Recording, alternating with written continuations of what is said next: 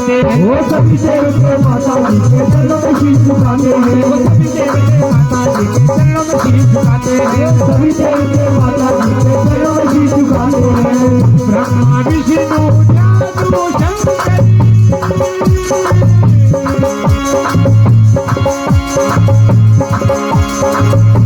माता जी को शीश नवाते हैं, वो सभी देवते माता जी के चरणों में शीश झुकाते हैं, सभी देवते माता जी के चरणों में शीश झुकाते हैं,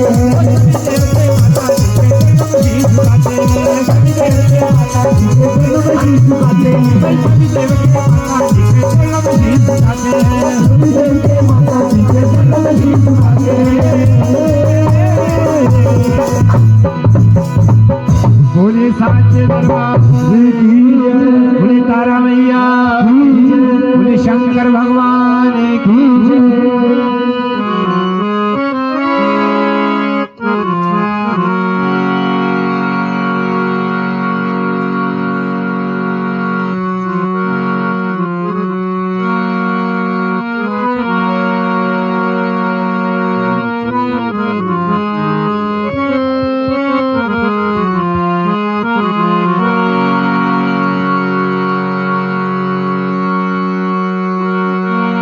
जागे ना पूर्ण हो जो सदा सताती है व्यथा, वही जिस जागे में भूल से ना हो पाए तारा की कथा। ये प्राचीन काल से चल रही अरे भारत में ऐसी रीत, तारा की कथा वो अवश्य कहें कि जिसको इस माँ से है प्रीत। बोले तारा मैया की साचे दरबार की साचे दरबार की। तो आओ भक्तों तुम्हें सुनाओ कथा में तारा रानी की। अरे एक बार सब प्रेम से बोलो जय दुर्गे महारानी की, जय दुर्गे महारानी की, जय दुर्गे महारानी। अरे आओ भक्तों तुम्हें सुनाओ कथा में तारा रानी की। एक बार सब प्रेम से बोलो जय दुर्गे महारानी की। वो महाराज नाम के जग में कहलाते थे, उनकी दो कन्याएं जिन तारा रुकमन कहते थे। तारा वो माँ जगदम्बा के दर्शन की दोनों को रहती सदा, तो नहीं पर जाकर के माँ पर था विश्वास बड़ा। बोलो माँ पर था माँ पर था विश्वास बड़ा, अरे माँ पर था विश्वास, अरे माँ पर था विश्वास बड़ा। तो प्रिय भक्तों, प्राचीन समय की बात है, एक राजा स्पर्श नाम के हुआ करते थे, जिनके पास ऐशो आराम के सभी साधन थे, कोई कमी नहीं थी। कमी थी तो केवल एक संतान की। संतान के लिए दिन रात दुखी थे और दिन रात माँ भगवती से प्रार्थना किया करते थे कि हे माँ, हमारी मन की बात को पूरी करो। तो एक दिन माँ भगवती ने राजा को सपने में दर्शन दिए और कहा कि हे राजन, मैं तुम्हारी भक्ति में बहुत प्रसन्न हूं और मैं तुम्हें वरदान देती हूं कि तुम्हारे घर में दो कन्या ऐसी जन्मेगी, जब तक चांद पृथ्वी आकाश तारे रहेंगे तब तक इन दोनों का नाम चलता रहेगा। इतना कहकर माँ भगवती अंतर ध्यान हो जाती है और जैसे ही कुछ समय व्यतीत हुआ, राजा के घर में एक कन्या का जन्म हुआ। तो जैसे ही कन्या का जन्म हुआ, राजा बहुत खुश हो जाता है। पंडितों को बुलाकर उसका नामकरण किया, तो उसका नाम जो है तारा रख दिया। तारा समय के अनुसार पलने लगी। कुछ समय बाद राजा के घर में जो है दूसरी कन्या का आगमन भी हो जाता है। जैसे ही दूसरी कन्या जन्मी, राजा ने उसी प्रकार से उसका भी नामकरण किया। उसका नाम जो है रुकमन रख दिया। दोनों ही बहनें साथ साथ पढ़ने लगी। जैसे ही 11-12 वर्ष की हुई, एक दिन एकादशी का व्रत रख लिया। एकादशी का व्रत एक ऐसा व्रत है कि जिसमें पानी को भी ग्रहण नहीं किया जाता। एकादशी का व्रत रख लिया और तारा ने रुकमन से कहा, रुकमन तुम बाजार जाओ और बाजार से कुछ फल लेकर लौटाना, ताकि हम नियम अनुसार अपना व्रत खोल सकें। रुकमन बाजार चली जाती है। जैसे ही बाजार में पहुंची तो उसने क्या देखा, एक होटल पे मछली के पकोड़े बन रहे थे। जैसे ही पकोड़ों पे नजर गई, उसका मन ललचा गया। उसने कुछ पैसों का फलवार दिया और कुछ पैसों के पकोड़ों को लेकर खा गई। अपने नियम का उल्लंघन कर दिया, अपने व्रत को तोड़ दिया। तो जैसे ही रुकमन घर आती है, तारा को फलवार देती है। तारा ने पूछा कि रुकमन तूने अपने लिए फलवार क्यों नहीं लाया? तो रुकमन कहने लगी कि बहन, आज मैंने मछली के पकोड़े खा लिए हैं। जब तारा ने इतना सुना तो एकदम क्रोध में आ गई। कहने लगी कि अरे मूर्ख, अरे नीच, तूने ये क्या अनर्थ कर दिया। आज तूने एकादशी के व्रत पे मांस ग्रहण कर लिया। क्या मैं तुझे श्राप देती हूं कि तेरा अगला जन्म जो होगा वो छिपकली का हो।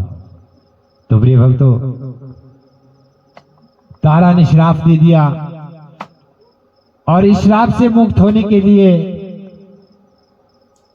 रुकमन जो है तारा से उपाय भी पूछ रही। तो किस प्रकार से इस भजन के द्वारा क्या कहते हैं,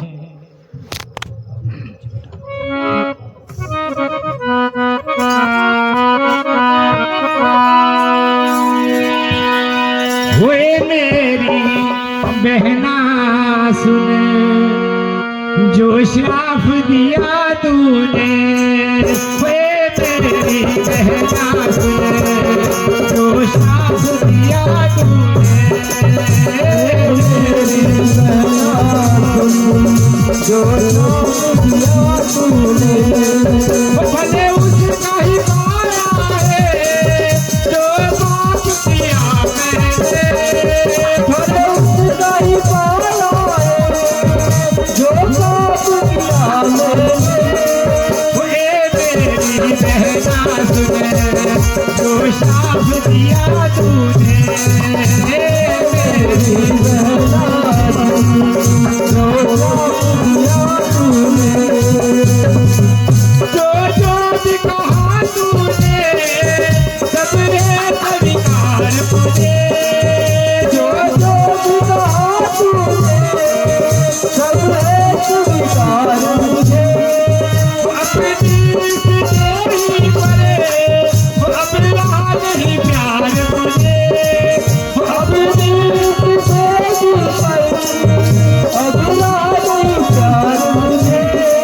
वो स्वयं को ही बिताने का संताप लिया मैंने। वो को ही बिताने का संताप लिया मैंने। भले उसका ही मारा है जो पाप किया मैंने। भले उसका ही मारा है जो पाप किया मैंने। मेरी बहना सुने, जो श्राप दिया तूने। मेरी बहना सुन, जो श्राप दिया तूने।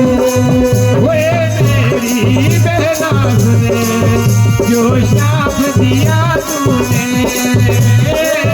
मेरी बहना सुन, जो श्राप दिया तूने। तो इस प्रकार से तारा ने रुकमन को श्राप दिया और श्राप से मुक्त होने का उपाय भी बताया। तो प्रिय भक्तों, रुकमन का जो है पहला जन्म यही समाप्त हो जाता है। बोलो जय माता दी, जय माता, जय माता दी, जय माता दी। तो जैसे ही रुकमन का पहला जन्म समाप्त हुआ, दूसरा जन्म आ जाता है। दूसरे जन्म में छिपकली बनकर जो है पृथ्वी पे आ जाती है। तो वहीं एक दुर्वासा ऋषि अपनी कुछ शिष्य मंडली के साथ रहते थे। जिनके पास काफी शिष्य मंडली थी, उनमें एक चेला थोड़े तेज स्वभाव का था, थोड़ा घमंडी भी था। एक दिन पानी का करमंडल भर लिया और अकेले स्थान पे चला जाता है, अपनी तपस्या में लीन हो जाता है। इतने में एक कपिला गवाई, जिसने करमंडल में पानी देखा और सारा पानी पी लिया। जैसे ही खाली करमंडल की आवाज उस चेले तक पहुंची, उसने उठाया चिमटा, गऊ को इतना मारा कि गऊ बेजान हो गई, लहूलुहान हो गई। अंत क्या होता है कि जैसे ही अपने आश्रम में आ रहा था, दुर्वासा ऋषि जी ने उसे आश्रम में नहीं आने दिया। कहा कि तुम पापी हो, दुराचारी हो, तूने गौ माता पे हाथ उठाया है, जुल्म किया है, तुम मेरे शिष्य ना हो, बहुत बुरा भला कहते हैं और उसे वहां से निकाल देते हैं। जाते जाते बदले में मन में बदले की भावना को लेकर चला जाता है कि कोई बात नहीं, मैं अपने गुरु से बदला लूंगा। काफी दूर चला जाता है, अकेले स्थान पे अपनी कुटिया बना लेता, अपना रहन सहन करता है। पीछे दुर्वासा ऋषि जी ने एक समेधा यज्ञ लगाया कि जिसमें देवता लोग, ऋषि मुनि सभी को आमंत्रित किया गया। जब इस बात का पता उस शिष्य को लगा कि आज मेरे गुरु के यज्ञ है, तो उसने क्या किया, मन ही मन में विचार किया कि क्यों ना मैं आज अपने गुरु के यज्ञ को बिगाड़ूं, और ऐसा बिगाड़ूं कि जिसमें किसी की बचने की संभावना ना हो। बाज का रूप धारण किया और मरे हुए सर्प को चोंच में दबाकर जो है उस यज्ञ में पहुंच गया जहां दुर्वासा ऋषि जी ने यज्ञ लगाया हुआ था। जैसे ही वहां पहुंचा, क्या देखता है, कामी लोग सभी अपना काम करके जो हवन के पास बैठे थे। इतने में मौका देखकर उस चेले ने जो है खीर के कढ़ाई में सर्प को डाल दिया कि इससे क्या होगा कि सभी बगैर मौत के मारे जाएंगे और मेरा बदला भी पूरा हो जाएगा। इतना करके जो है वहां से चला जाता है। वो छिपकली जो थी तारा के श्राप से बनी थी, दीवार में टंगी सब कुछ देख रही थी। मन ही मन में विचार किया, यदि मैं आज अपने प्राणों की आहुति इस खीर के कढ़ाई में दे दूं तो शायद मुझे भी कोई ना कोई मुक्ति का मार्ग प्रदान होगा। इतना सोचकर उस छिपकली ने खीर के कढ़ाई में छलांग लगा दी। बोलो जय माता दी, जय माता दी, जय माता। तो भक्तों, नींद का भी प्रकोप पूरा है, परंतु थोड़ा सा समय है, इस माँ के चरणों में अपनी हाजिरी लगाएं।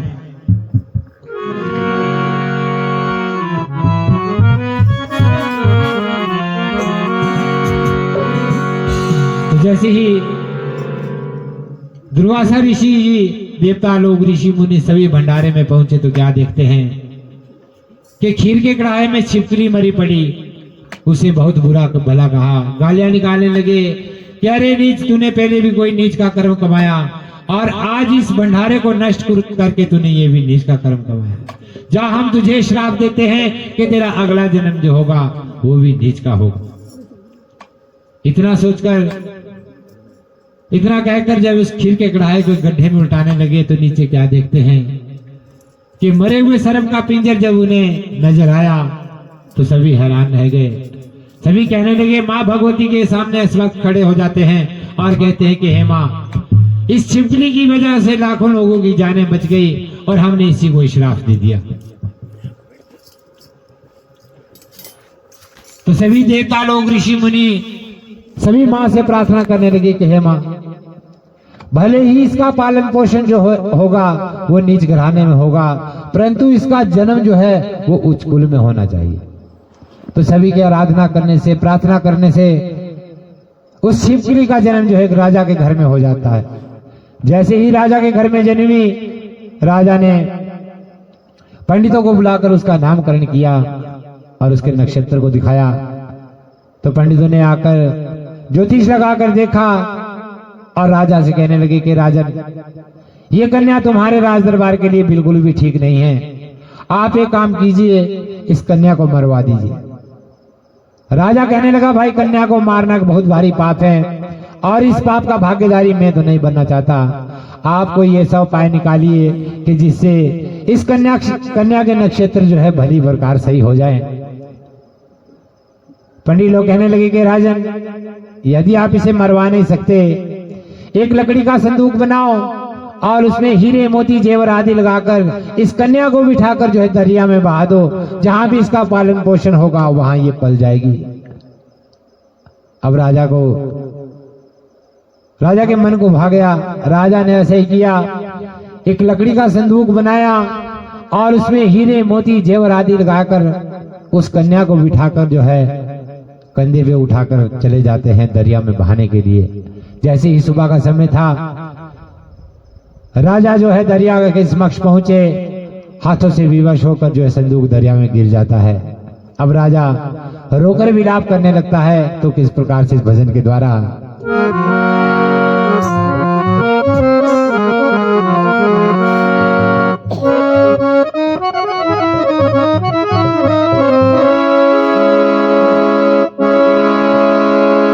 अरे मेरी महामाया, वो तूने कैसा खेल रचाया, तू मेरी महामाया, ये तूने कैसा खेल रचाया। बोलो रे मेरी महामाया, बोलो रे मेरी महामाया, ये तूने कैसा खेल रचाया।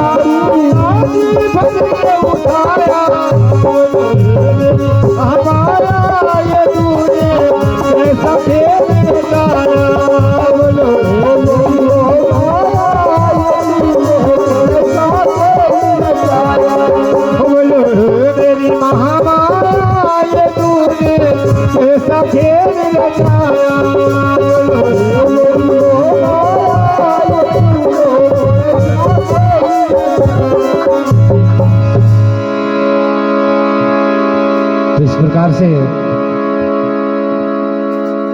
राजा रोकर विलाप करता है कि ये मेरी महामाया, ये तूने कैसा खेल रचाया।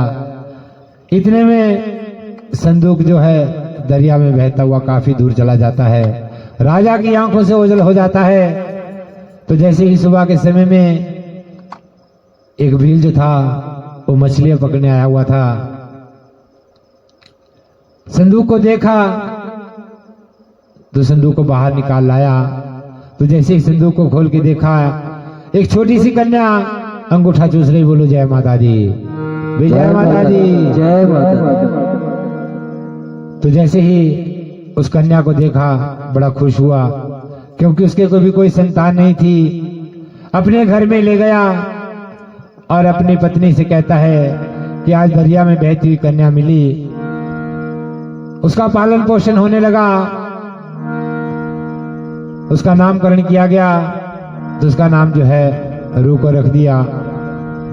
रू को दिन प्रतिदिन जवान होती गई, एक दिन शादी के योग्य भी हो जाती है। जैसे ही शादी के योग्य हुई, उस भील ने अयोध्या नगरी में जाकर अपनी बरादरी के लड़के को देखकर उसका रिश्ता तय कर दिया। अब कुछ समय बाद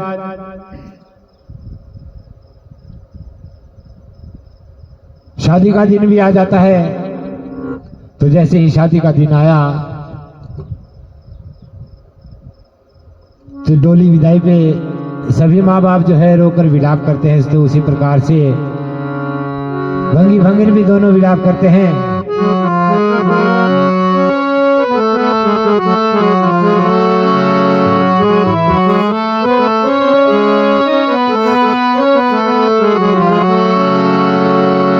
हरि जब डोली उठी वो रुको की,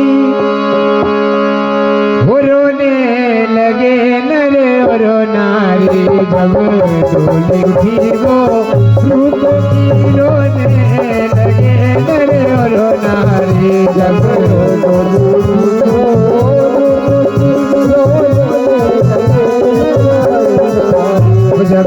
डोली उठी वो रुको की, रोने लगे नर और नारी। जब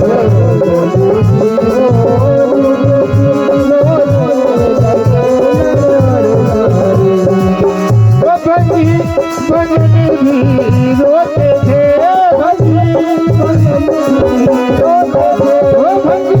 भंगिन भी रोते थे।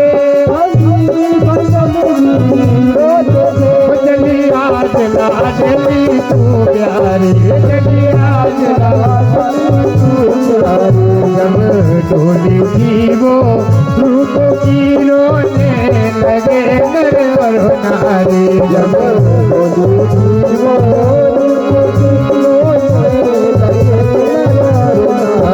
जब डोली अवधि में आई थी, जब डोली अवधि में आई थी, जब डोली अवधि में आई थी, जब डोली अवधि में आई थी। उनको ससुराल में आई थी, उनको ससुराल में आई थी। सास ससुर ने देखा बहू को, सास ससुर ने देखा बहू को, बड़ी भारी खुशी मनाई थी, बड़ी भारी खुशी मनाई थी, बड़ी भारी खुशी मनाई थी, बड़ी भारी खुशी मनाई थी। जब डोली उठी वो रुको की, रोने लगे नर और नारी। जब डोली उठी वो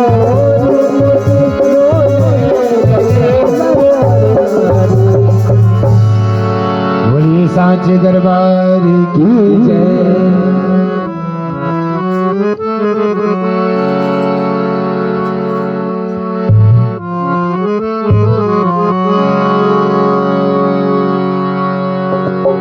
तो इस प्रकार से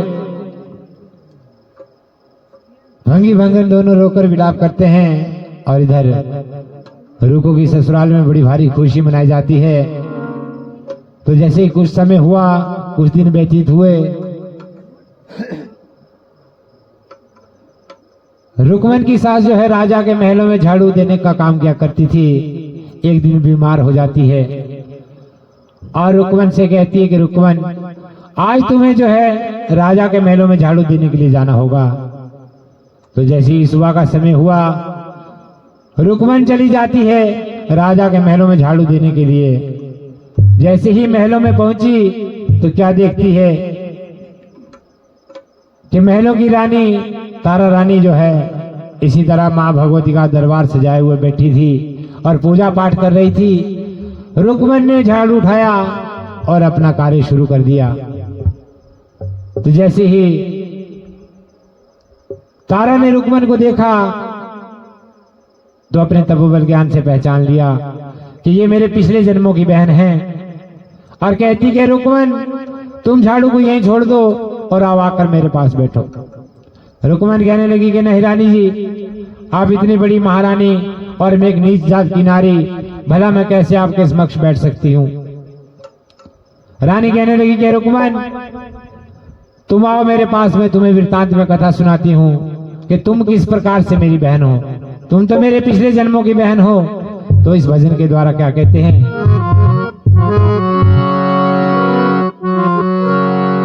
तो देखिए बाहर जो हमारे सदस्य गए हुए हैं, कृपया शीघ्र अंदर आने की कृपा करें।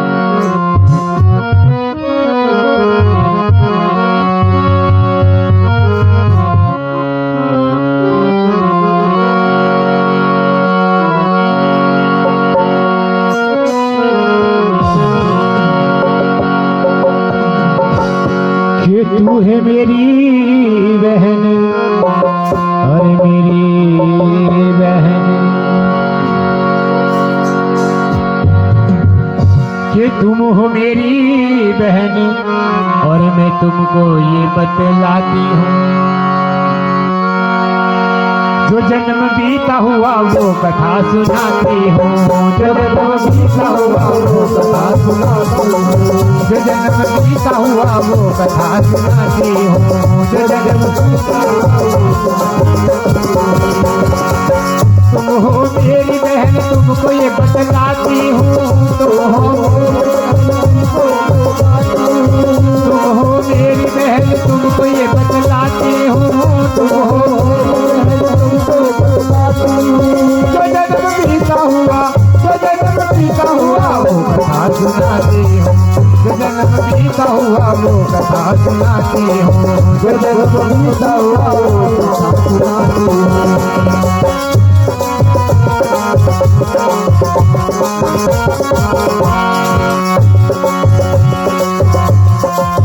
राजा कश्मी थी जो प्रिय बेटी, नाम रुक्मने और तारा था, किया पाप एक रुक्मन ने और तारा ने श्राप दे डाला था, वो बनी छिपकली मैं तुम्हें बताती हूँ, वो बनी छिपकली मैं तुम्हें बताती हूँ, जो जन्म बीता हुआ वो कथा सुनाती हूँ, जो जन्म बीता हुआ वो कथा सुनाती हूँ। शिवजी ने त्याग किया यज्ञ में जान गवाई थी, शिवजी ने त्याग किया यज्ञ में जान गवाई थी, प्राण दे के वहाँ हजारों को उसने भी मुक्ति पाई थी, प्राण दे के वहाँ हजारों को उसने भी मुक्ति पाई थी। शिवलियों ने छुटिया में भी बताती हूँ, शिवलियों ने छुटिया में बताती हूँ, जो जन्म बीता हुआ वो कथा सुनाती हूँ, जो जन्म बीता हुआ वो कथा सुनाती हूँ। तुम हो मेरी बहन तुमको ये बतलाती हूँ, तुम हो मेरी बहन तुमको ये बतलाती हूँ, जो जन्म बीता हुआ, जो जन्म बीता हुआ वो कथा सुनाती हूँ, जो जन्म बीता हुआ वो कथा सुनाती हूँ, जो जन्म बीता हुआ वो कथा सुनाती हूँ, जो जन्म बीता हुआ वो कथा सुनाती हूँ, जो जन्म बीता हुआ वो कथा सुनाती हूँ। इस प्रकार से रानी ने रुक्मन को वृतांत में कथा सुनाई कि तुम किस प्रकार से मेरी बहन हो, तो उसे पूर्ण विश्वास हो गया और तारा के समक्ष बैठ जाती है और कहती कि बहन ये तुम किसकी पूजा पाठ कर रही हो, क्या इसका नाम है और इसकी पूजा पाठ को करने से प्राणी को क्या कुछ मिलता है। तो तारा कहने लगी कि हे रुक्मन ये नैना देवी, ज्वालामुखी, चामुंडा मैया अनेक नामों से ये संसार में जानी जाती है और जो भी भक्ति से श्रद्धा से ध्याता है उसकी मनोरथ अवश्य पूर्ण होती है।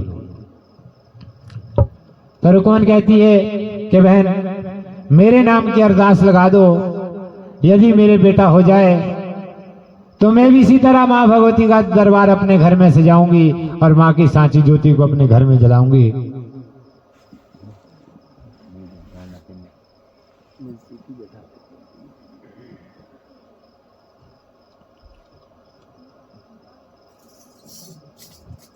तो तारा रानी ने माँ के द्वार पर उसकी फरियाद को रखा।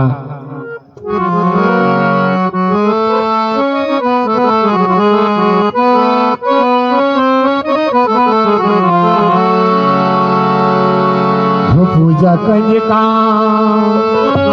मेरी माँ शेरा वाली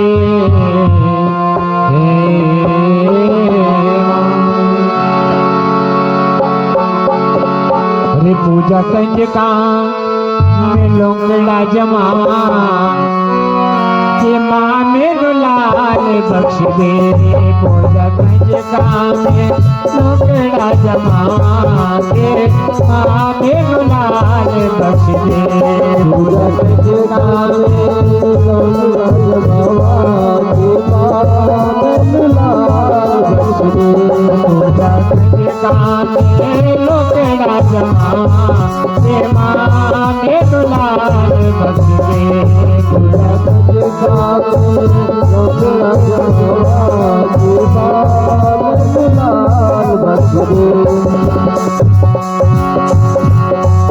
ओ लाल बख्श दे हो दाती लाल बख्श दे माँ लाल बख्श दे हो दाती लाल बख्श दे माँ लाल बख्श दे हो दाती लाल बख्श दे माँ लाल बख्श दे हो दाती लाल बख्श दे माँ पूजा करने का मेरे लोटड़ा जमा माँ मेरे लाल बख्श दे पूजा करने का मेरे लोटड़ा जमा के माँ मेरे लाल बख्श दे पूजा करने का मेरे लोटड़ा जमा के माँ मेरे लाल बख्श दे पूजा करने का मेरे लोटड़ा जमा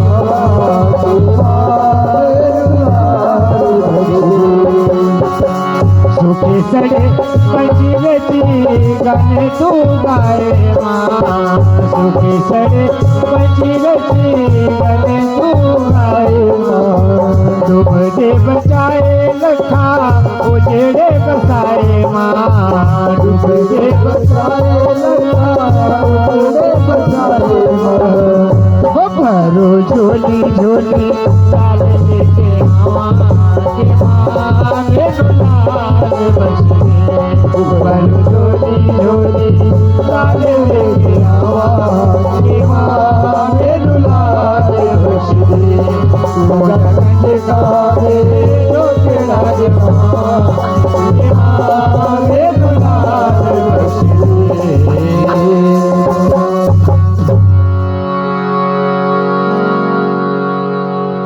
इस प्रकार से तारा रानी ने रुक्मन की अरदास को रखा और माँ भगवती ने उसकी अरदास को स्वीकार किया। कुछ समय बाद जो है रुक्मन के बेटा हो जाता है। जैसे ही बेटा हुआ उस बच्चे होने की खुशी में वह जागरण करवाना भूल गई। जैसे ही बच्चा 5-7 साल का हुआ माँ भगवती ने अपना करिश्मा दिखाया। बच्चा इतना बीमार हो गया कि उसके बचने की कोई उम्मीद नहीं रही। अब क्या होता है जब थक जाती हार जाती है तो तारा के पास आ जाती है कि बहन मेरा बच्चा बहुत बीमार है और मैं जितना भी दवाई का करती जा रही हूं बच्चा दोगुना बीमार होता जा रहा है। रानी ने अपने तपोबल ज्ञान से देखा और कहा कि हे रुक्मन तूने इस दरबार की एक मन्नत मांगी थी, क्या तूने वो पूरी किया नहीं?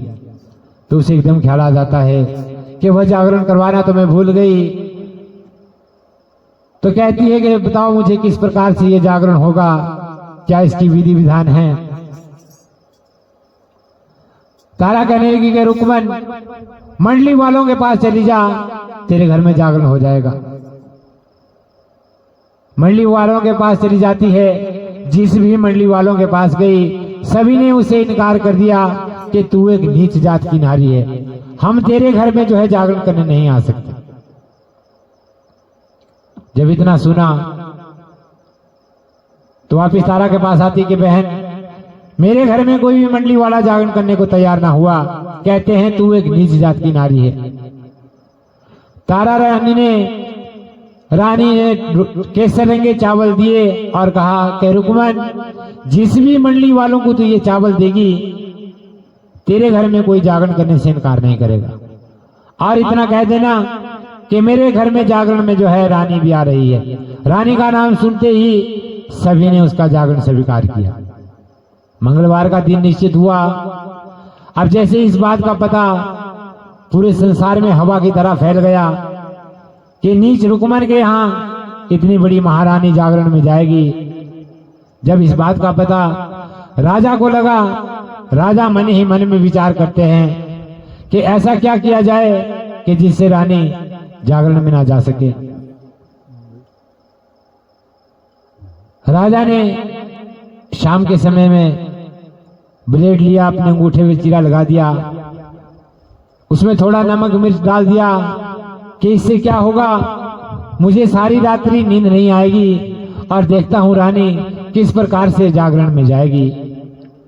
तो जैसे ही शाम का समय हुआ, राजा रानी से कहने लगा कि रानी मेरे अंगूठे में बहुत दर्द हो रही है, इसमें दवाई लगाओ। दवाई लगाते लगाते आधी रात का समय व्यतीत हो गया, पर राजा को नींद नहीं आई। जब आधी रात का समय हुआ तो रानी मां भगवती से प्रार्थना करती कि मां, मैंने वचन दिया है कि मैंने जागरण में भी जाना है और राजा को नींद नहीं आ रही, आप कोई ऐसा कृष्णा कीजिए, आप ऐसी कोई लीला कीजिए कि जो राजा को नींद आ जाए। तो रानी के प्रार्थना करने से और मां भगवती की कृपा से पवन रूपी झोंका आया, राजा को ठंडे झूले सुलाया तो राजा को नींद आ जाती है। रानी जो है महलों से निकल जाती है और चली जाती है, पहुंच जाती है रुक्मन के यहाँ जागरण में। इसी प्रकार मां भगवती का जागरण हो रहा था, जय जयकार हो रही थी। तो जैसे ही सुबह का समय हुआ, पीछे राजा की नींद खुल गई। जब महलों में रानी को नहीं पाया तो उसे पूर्ण विश्वास हो गया कि आज नीच रुक्मन के यहाँ जागरण में चली गई। राजा को क्रोध आ जाता है, राजा ने उठाई नंगी तलवार और चले जाते हैं। पहुंच जाते हैं वहां जहां जागरण लगा हुआ था। सुबह का समय हो रहा था, भोग बन रहा था, बंद कमरे में जागरण था। राजा ने बाहर से झांक कर देखा तो जैसे ही वो बाटे का भोग था, राजा को मांस का दिखाई दिया, क्योंकि राजा की आंखों में गुस्सा था। अब जैसे ही सर्वप्रथम मां को भोग लगाया गया और दूसरी बार जो है रानी को भोग दिया। रानी ने भोग जो है झोली में डाल लिया। तो सभी मंडली वाले कहने लगे कि नहीं, हम इस भोग को नहीं खाएंगे। रानी ने इस भोग को जो है झोली में डाल दिया, ना जाने इसे आगे जाकर कहीं फेंक देगी, हम इस भोग को नहीं खाएंगे। रानी ने दोबारा भोग लिया और स्वयं लगा लिया। तो सभी भक्तों में भोग बांटा गया। यह दृश्य जो है राजा ने देख लिया। राजा क्रोधित हो गया। जैसे ही रानी घर जाने के लिए दरवाजे से बाहर निकली, राजा ने बाजू से पकड़ लिया कि रानी, आज तूने नीच रुक्मन के यहाँ आकर जो है मेरे धर्म को भ्रष्ट कर दिया है, और इस झोली में दिखाओ तुमने क्या डाला है। रानी कहने लगी कि राजन, इसमें भोग हैं। राजा कहने लगा, मैंने अपनी आंखों से देखा, तूने इसमें मांस का भोग डाला। दिखाओ इस झोली को खोलकर तुमने इसमें क्या डाला है। रानी मां भगवती से प्रार्थना करती कि मां, मेरे नाम की नहीं तेरे नाम की लाज जाएगी। तो जैसे ही राजा के समक्ष झोली को खोल के दिखाया, बाटे का भोग डाला था, फूल बतासे मेवे मिष्ठान में उसे बदल दिया। मां भगवती की कृपा ऐसे हो जाती है। जैसे ही राजा ने देखा, राजा कहने लगा कि रानी, तू रात रात भर जो है बाहर रहती, तू कोई जादू जानती है, तूने कोई जादू किया है। मैंने अपनी आंखों से देखा, तूने इसमें मांस का भोग डाला और अब इसमें फूल बतासे मेवे मिष्ठान में से बदल दिया, तू कोई जादू जानती है। रानी कहने लगी कि राजन, यह जादू मेरा नहीं है, मां भगवती का जादू है। राजा ने हट कर ली कि मुझे भी इस मां के दर्शन करने हैं, देखता हूं किस प्रकार से ये दर्शन देती है। तो जैसे ही रानी कहने लगी, राजन, ये इतना आसान नहीं है, पंचखंडी की धार है, इस पे चलना बड़ा मुश्किल हो जाएगा। राजा कहने लगा, मुझे अपनी जान की भी परवाह नहीं है, परंतु इस मां के दर्शन जरूर करूंगा। बताओ किस प्रकार से ये दर्शन देगी। रानी कहने लगी कि राजन, यदि आप मां के दर्शन करना चाहते हो जो तुम्हारे महलों में सबसे प्यारी चीज है, यदि तुम उसकी बलि मां के चरणों में चढ़ाओगे तो तुम्हारी इच्छा परिपूर्ण होगी, अर्थात नहीं। राजा के पास एक मात्र नीला घोड़ा था, जो राजा इंद्र की तपस्या से राजा को मिला हुआ था। वो उसे बहुत प्रिय था। राजा ने नौकरों से कहा कि जाओ मेरे घोड़े को लेकर आओ। जैसे ही राजा के समक्ष घोड़ा लाया गया, राजा ने उठाई नंगी तलवार, घोड़े का शीश काटकर जो है मां के चरणों में चढ़ा दिया। अब राजा कहने लगा कि रानी दिखाओ उस मां के दर्शन। रानी कहती है कि राजन, इस बेजुबान घोड़े को काटकर तुम्हें क्या मिला? यदि आप बलि ही देना चाहते हैं तो अपने बेटे की बलि दो। राजा ने आओ देखा ना ताओ देखा अपने बेटे को आवाज लगाई। जैसे ही बेटा समक्ष आया, राजा ने उठाई नंगी तलवार, बेटे का शीश काट जो है मां के चरणों में चढ़ा दिया। इतने में मां का पूरा सिंहासन डोल उठा कि आज इतना बड़ा भक्त मेरे दरबार पे कौन आ गया कि जिसने अपने बेटे के मोह को भी त्याग दिया। तो प्रिय भक्तों, एक छोटा सा भजन ध्यानु भगत जी एक छोटी सी मंडली को ले जाते हुए ज्वाला जी की यात्रा करते हैं। तो इस भजन के माध्यम से मैं भी आपकी यात्रा ज्वाला जी की ओर ले जाता हूँ। वो सच्चे दरबार की शेरा वाली मैया, जोता वाली मैया, वो आया हूँ तेरे द्वार ज्योत जलाने को। शेरा वाली मैया, जोता वाली मैया, आया हूँ तेरे द्वार ज्योत जलाने को। शेरा वाली मैया, जोता वाली मैया, आया हूँ तेरे द्वार ज्योत जलाने को। शेरा वाली मैया, जोता वाली मैया, आया हूँ तेरे द्वार ज्योत जलाने को।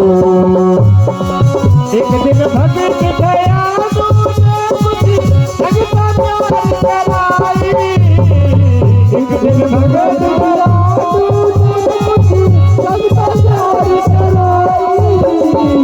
दर्शन कर दे जाना है आज जागू थी महामाई। दर्शन कर दे जाना है आज जागू थी महामाई। उनका घोड़ा गया तूने प्यार मैया दरगाह में। वो शेरा वाली मैया, जोता वाली मैया, आया हूँ तेरे द्वार ज्योत जलाने को। शेरा वाली मैया, जोता वाली मैया, आया हूँ तेरे द्वार ज्योत जलाने को।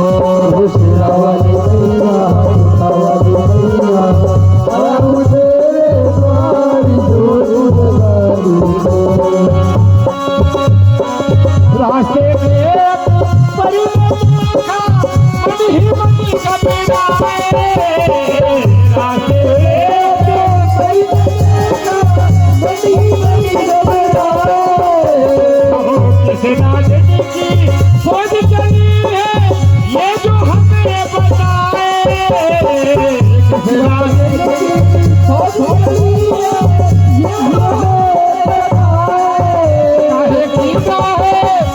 गीता है ना शिकार आज कहीं जाने को। वो शेरा वाली मैया, जोता वाली मैया, आया हूँ तेरे द्वार ज्योत जलाने को। वो शेरा वाली मैया, जोता वाली मैया, आया हूँ तेरे द्वार ज्योत जलाने को।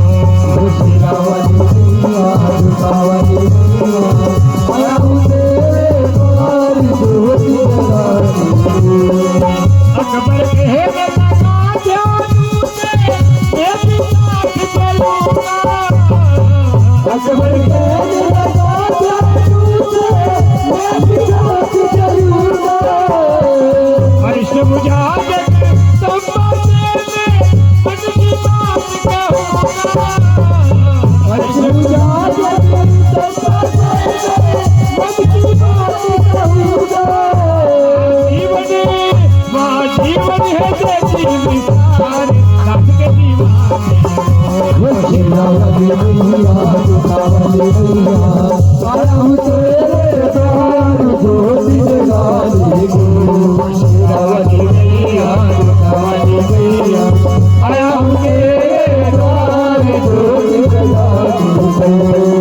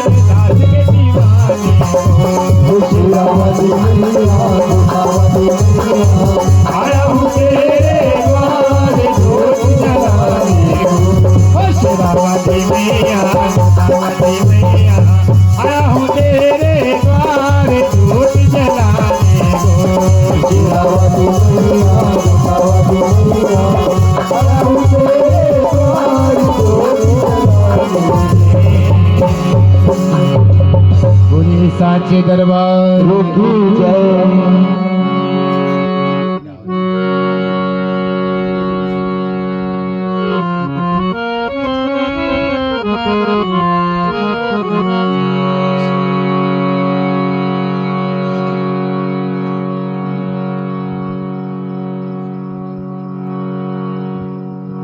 तो प्रिय भक्तों, राजा बारंबार कहता है कि रानी दिखाओ उस मां के दर्शन।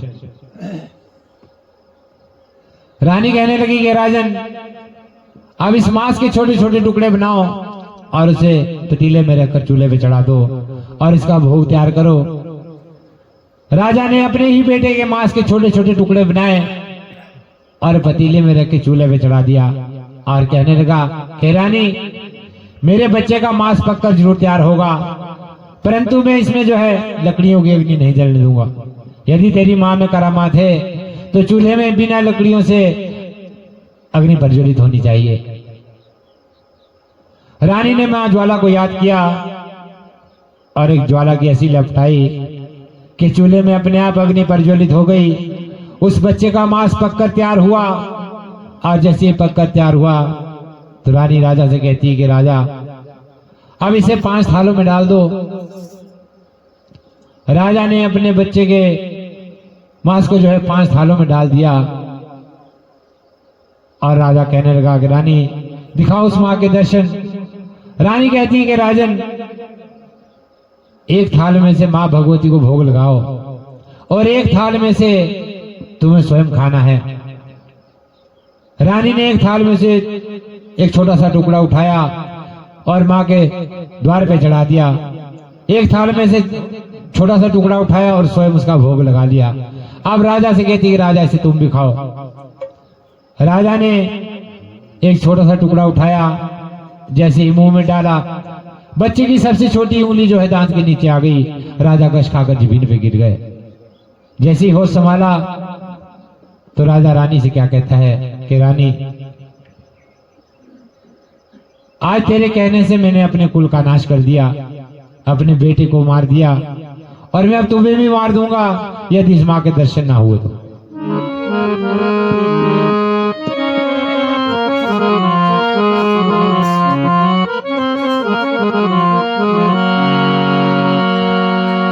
के पुत्र मरणे ना दुश्मना देवी,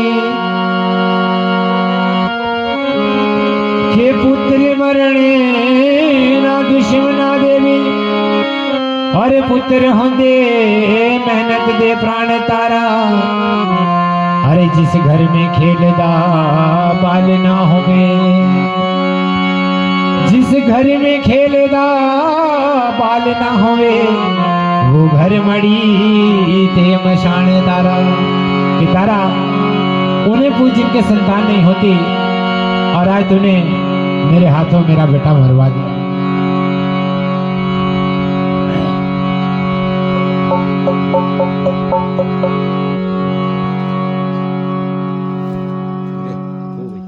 ऊपर जाओ, ऊपर दरबार पकड़ क्या ऊपर दरबार पकड़ जा, आओ निशाना आओ तो भी ऊपर जा।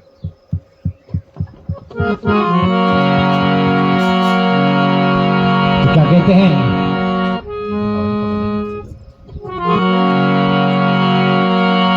वो तारा मुझे पुत्र वियोग न भाया, बेतारा मुझे पुत्र वियोग न भाया, वो तारा मुझे पुत्र वियोग न भाया, वो तारा मुझे पुत्र वियोग न भाया। तेरे कहे से तारा मेरे, तेरे कहे से तारा मेरे, तेरे कहे से तारा मेरे, तेरे कहे से तारा मेरे, जी को बुझाया बेचारा मुझे मुझे वियोग न भाया, वो तारा मुझे वो तारा मुझे मुझे वियोग न भाया, बेचारा मुझे पुत्रा के दुख बड़े होते तारा, पुत्रा के दुख बड़े होते तारा, पुत्रा के दुख बड़े होते तारा, पुत्रा के दुख बड़े होते तारा। पुत्रा के बिना जगतिया मावा, पुत्रा के बिना जगतिया मावा, बेचारा मुझे पुत्र वियोग न भाया, हो तारा मुझे पुत्र वियोग न भाया, बेचारा मुझे पुत्र वियोग न भाया, हो तारा मुझे पुत्र वियोग न भाया, हो तारा मुझे पुत्र वियोग न भाया, हो तारा मुझे पुत्र वियोग न भाया।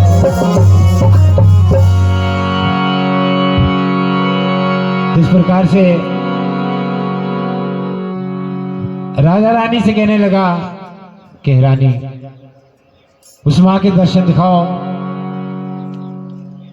वरना मेरा सब कुछ खत्म हो गया, मैं तुम्हें भी मार दूंगा। जब रानी के अपने जान में बनाए तो क्या कहते हैं, मां से प्रार्थना करती कि हे मां आओ आकर मेरी लाज बचाओ। राजा बहुत गुस्से हो रहा है,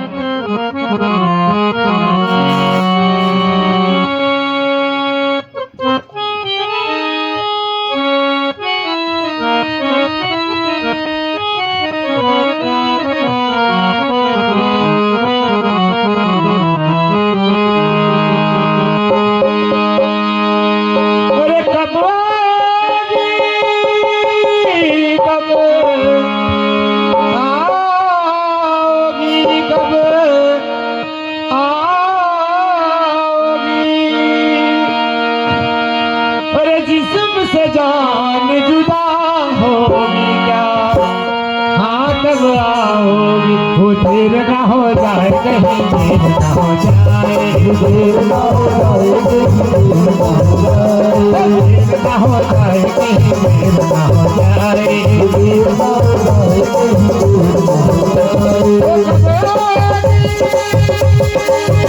कब आओगी, कब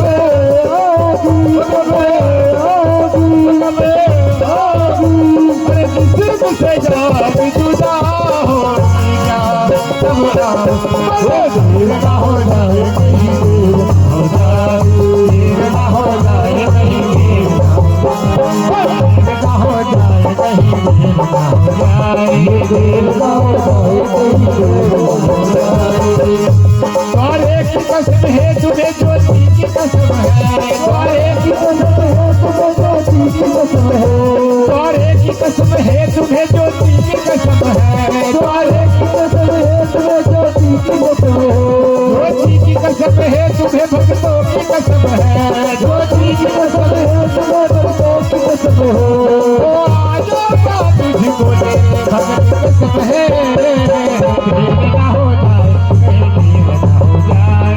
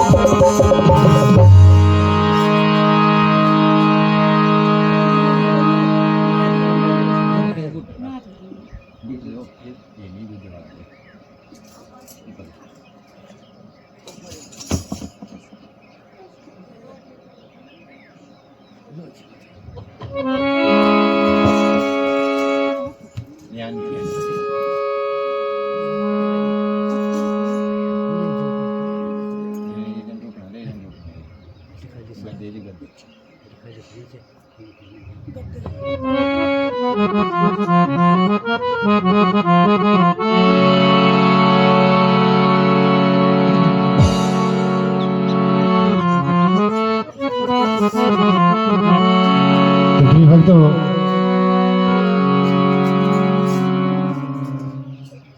रानी ने जैसे ही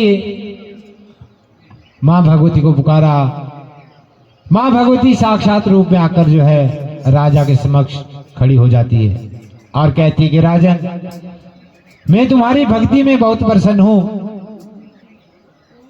परंतु आज के बाद मेरे स्थान पे किसी भी नरजीव की बलि नहीं दी जाएगी। यदि मेरे स्थान पे बलि विधान किया जाएगा तो केवल गरी घुट की बलि जो है मेरे स्थान पे दी जाएगी। और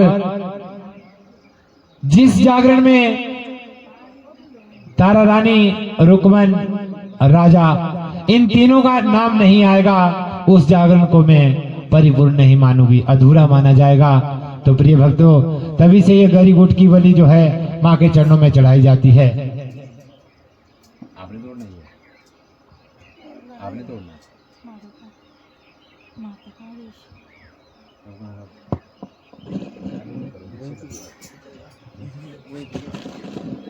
नहीं बनाओ जगह ना,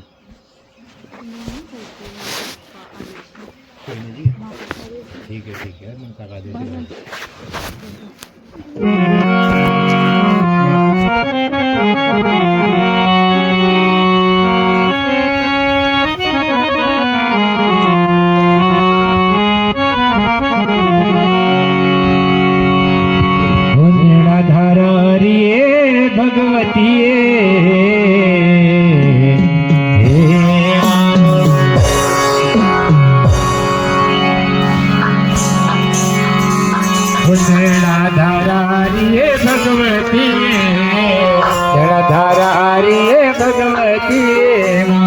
करी लड़ा दर्शन तेरा माइये, करी लड़ा दर्शन तेरा माइये, पाई लड़ा दर्शन तेरा देविये, पाई लड़ा दर्शन तेरा देविये, राधारानी भगवती, राधारानी भगवती,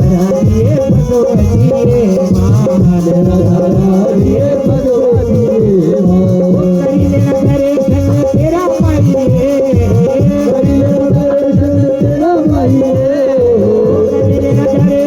भगवती।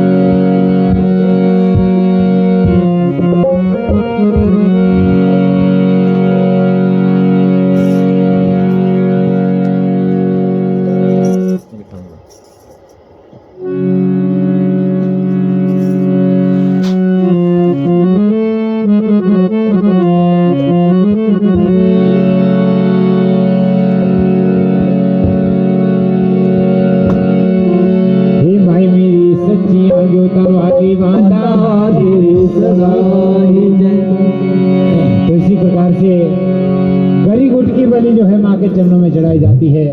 तो प्रिय भक्तों, आपने सुना कि तारा रानी की कथा क्यों अवश्य बताई जाती है और इसके सर्वप्रथम इस जागरण को किसने किया, किसने करवाया, इसके क्या नियम हैं। तो भक्तों, टूटे फूटे शब्दों में हमने माता तारा रानी की कथा का बखान किया। इसमें यदि कोई त्रुटि हो, कोई गलती हो तो हमें क्षमा करना, हम क्षमा प्रार्थी है।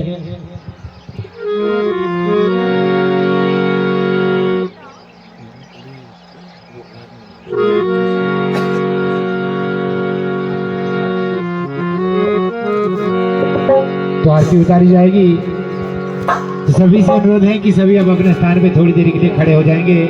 माँ की आरती उतारेंगे और इसके बाद सभी भक्तों में भोग बांटा जाएगा। तो कृपया सभी अब अपने स्थान पे खड़े हो जाएंगे।